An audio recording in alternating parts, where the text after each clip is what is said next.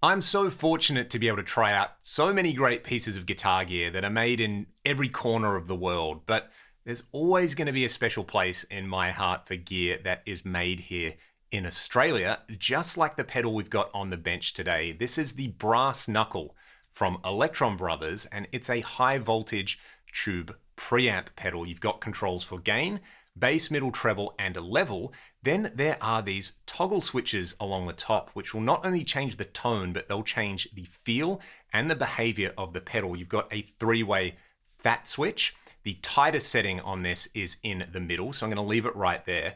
The three-way response switch, which is probably going to have the biggest effect on the overall tone. It's going to change how the bass, middle, and treble work with one another. And then we've got a two-way bright switch like you'd find on a classic tube amp. All the Electron Brothers pedals are handmade in small batches here in Australia. The build quality on this is awesome, and I like the form factor they've gone for. It is a little bit taller than a typical pedal, but I have tried other tube preamp pedals, which I think are just too big to put on a pedal board. This one feels like it would slot onto your average board and not take up too much space, but it's going to give you a whole bunch of versatility and tone while doing so. We'll start out with a kind of boring clean sound. I'm running this Les Paul Custom into the Brass Knuckle into the lower gain mode on the green channel of a Marshall DSL. That's going to a Fractal X load and my free IR. A little bit of reverb on there. That's going straight into the DAW. Let's start out on the neck pickup and have a listen to how this cleans up with the guitar volume control. Straight out of the gate, it's got a lot of gain, which I like, but it is really responsive to the guitar that you're using and where you have your volume and tone control set.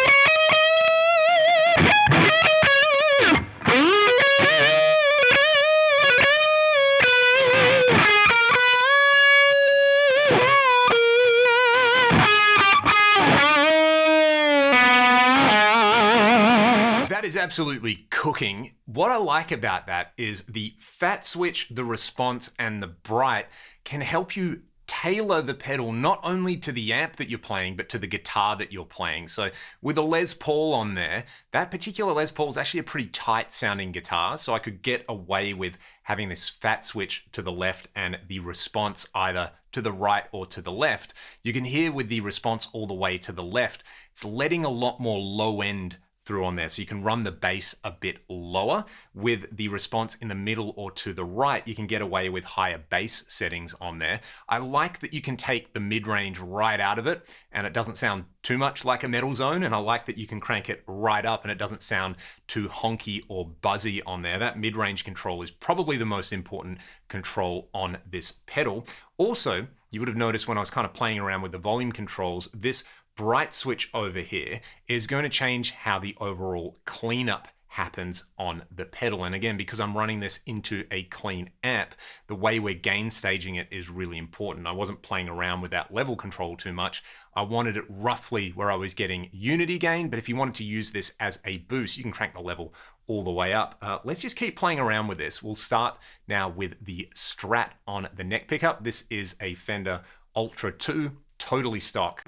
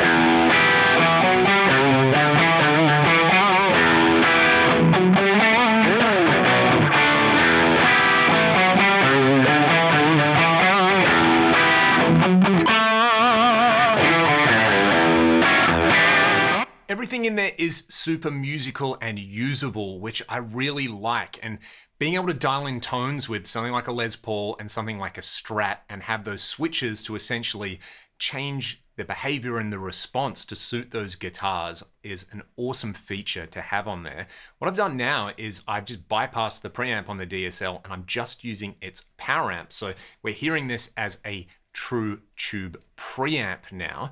What I find really interesting on here is how this bright switch and the level control interact. I'll start with the bright on and the level a little bit lower. And this to me sounds a little more aggressive, a little more like Marshall 2203, but flicking it to the left and turning the level up, you get this kind of glow and roar out of it that you don't otherwise. So fat switch is in the middle, so it's on the tightest setting. Response is all the way to the right. We'll have a listen to what that bright switch does with the Strat. Then I'll switch to the Les Paul again, and we'll have a listen to how the response and the fat work going straight into a power amp. They're a lot more noticeable in my opinion. So let's start with that bright control.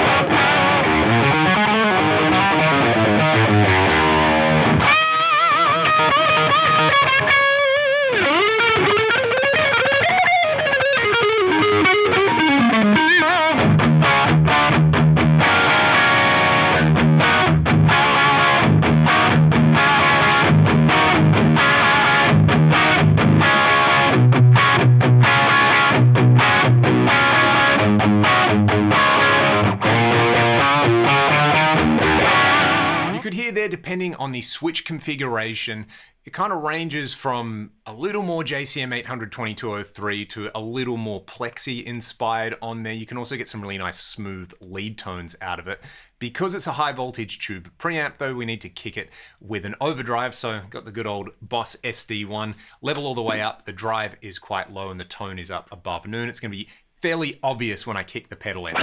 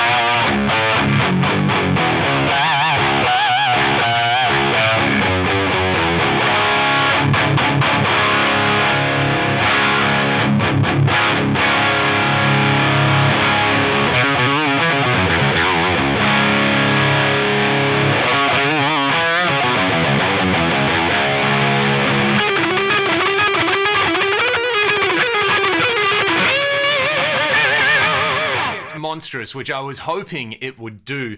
Having the SD1 in there not only as a level boost, but as kind of low-end trim on there lets you get more out of this bass control, especially when you are on the left position of the response control over there. It plays really nicely together, and what's interesting about this pedal is, in Australia anyway, it's currently priced around the same price as something like a Synergy module, but you don't need to get the loader to go with it on there. You can just take this and plug it into your existing rig. What I like is the way it takes pedals, the way that it cleans up with the guitar volume control, and the fact that you can use it straight into a power amp like we've just heard, or into an existing clean amp. You know, if you are somebody who's doing a lot of gigs where you're constantly using different backline amps, having the different switch options on here is really nice. We heard with that kind of dull clean sound on there, having the bright to the right works really well. If you were going into, say, the high input of the vibrato channel on a Fender Deluxe, you might want that to the left. Similarly, if you were playing through a Fender one night and then a Vox the next night, those switches will let you tailor the response of the pedal, not only to your guitar, but into the amp that you're using. It's a really well thought out piece of gear. And again, it makes my heart swell with pride that this is made here in Australia. Such a solid offering from Electron Brothers. I'll put a link to the pedal in the video description. They currently make a few other pedals at the moment, and again, I'll stress that they're making these by hand in small batches as well. Very, very cool. Let me know your thoughts in the comments section